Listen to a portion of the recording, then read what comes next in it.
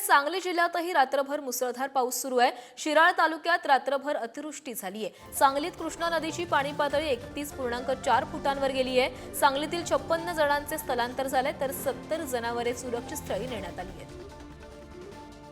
तर सांगलीमध्येही मुसळधार पाऊस पडतोय, त्यामुळे कृष्णा नदीची पाणी पातळी आता 31.4 फुटांवर गेलेली आहे। तर अनेक नागरिकांनी स्थलांतर केले, तसंच जनावरांना देखील सुरक्षित ठिकाणी नेण्यात आलं आहे।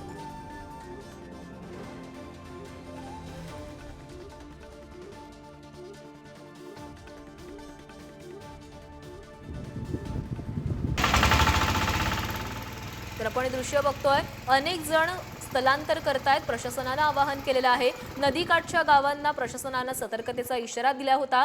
तसंच नागरिकांना सुरक्षित स्थळी स्थलांतर करण्याचंही आवाहन केलं होतं आणि या आवाहनानंतर सांगलीमधून अनेक जण स्थलांतर होत आहेत। तसंच जनावरांना देखील सुरक्षित स्थळी नेण्यात आलंय।